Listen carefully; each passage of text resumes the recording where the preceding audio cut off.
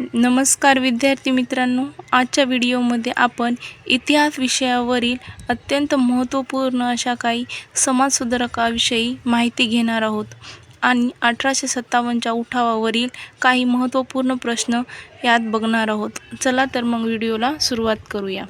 प्रश्न क्रमांक 1 आहे, पालेगारांचा उठाव कोणत्या भागात झाला? पालेगारांचा उठाव हा दक्षिण भारत या भागात झालेला होता. प्रश्न क्रमांक 2 आहे, चंपारण्यमधील शेतकऱ्यांचा लढा कशाशी संबंधित होता? उत्तर आहे नीळ. नीळ या उत्पादनाशी संबंधित शेतकऱ्यांचा लढा चंपारण्यमध्ये झाला होता. प्रश्न क्रमांक 3 आहे, भिल्लांचा उठाव कुठे झाला? उत्तर आहे खानदेशात. खानदेशमध्ये भिल्लांचा उठाव झालेला आहे. प्रश्न क्रमांक 4 आहे, द ग्रेट रिबेलियन या पुस्तकाचे लेखक कोण आहे? उत्तर आहे अशोक मेहता. अशोक मेहता हे द ग्रेट रिबेलियन या पुस्तकाचे लेखक आहेत.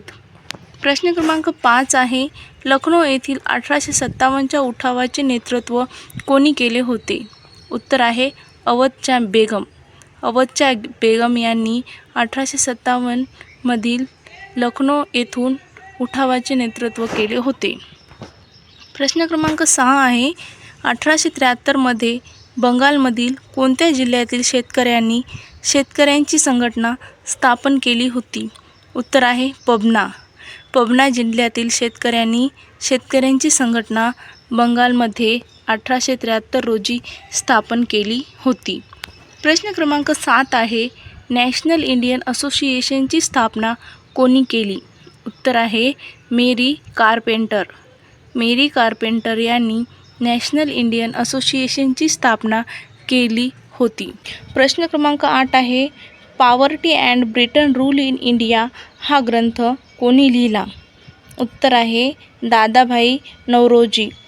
दादाभाई नौरोजी यांनी poverty and Britain rule in India हा ग्रंथ लिहिलेला आहे. प्रश्न क्रमांक 9 आहे, स्वामी विवेकानंद यांनी रामकृष्ण मिशनची स्थापना कधी केली होती? स्वामी विवेकानंद यांनी रामकृष्ण मिशनची स्थापना 1897मध्ये केली होती. प्रश्न क्रमांक 10 आहे, बंगाली साहित्यातील नीलदर्पण ही रचना कोणत्या साहित्य प्रकारात मोडते? बंगाली साहित्यातील नीलदर्पण ही रचना कोणत्या साहित्यात मोडते? तर उत्तर आहे नाटक. नाटक या प्रकारात नीलदर्पण ही रचना मोडत असते. प्रश्न क्रमांक 11 आहे, गुजराती भाषेतून प्रसिद्ध झालेले मुंबईतील पहिले देशी भाषेतील वृत्तपत्र कोणते? उत्तर आहे मुंबई समाचार. मुंबई समाचार हे गुजराती भाषेतून प्रसिद्ध झालेले मुंबईतील पहिले देशी वृत्तपत्र आहे. प्रश्न क्रमांक 12 आहे, सर सय्यद अहमद खान यांनी कुठे शिक्षण संस्था स्थापन केली? उत्तर आहे अलीगढ. अलीगढ येथे सर सय्यद अहमद खान यांनी शिक्षण संस्था स्थापन केलेली आहे. प्रश्न क्रमांक 13 आहे, मराठी सत्तेचा उदय हा ग्रंथ कोणी लिहिला? मराठी सत्तेचा उदय हा ग्रंथ कोणी लिहिला? उत्तर आहे न्यायमूर्ती रानडे. न्यायमूर्ती रानडे यांनी मराठी सत्तेचा उदय हा ग्रंथ लिहिलेला आहे. प्रश्न क्रमांक 14 आहे, एकमेकास सहाय्य करू अवघे धरू सुपंथ हा संदेश कोणाचा आहे? उत्तर आहे संत तुकाराम. संत तुकाराम यांनी एकमेकास सहाय्य करू अवघे धरू सुपंथ हा संदेश दिलेला आहे. प्रश्न क्रमांक 15 आहे, मानवजातीसाठी एक धर्म एक जात एक ईश्वर ही घोषणा कोणी दिली? मानवजातीसाठी एक धर्म एक जात एक ईश्वर ही घोषणा कोणी दिली? उत्तर आहे नारायण गुरु.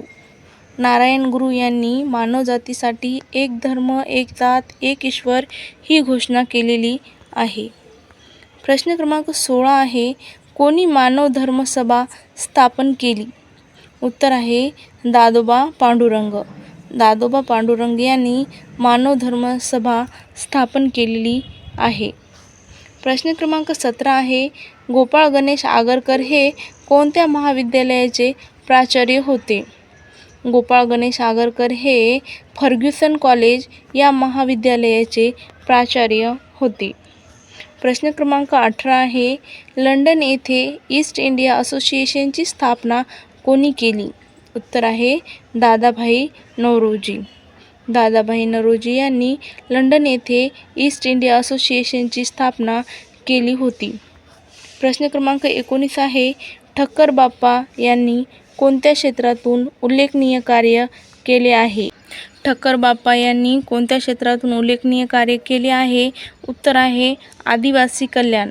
आदिवासी कल्याण भागातून ठक्कर बाप्पा यांनी उल्लेखनीय कार्य केलेले आहे.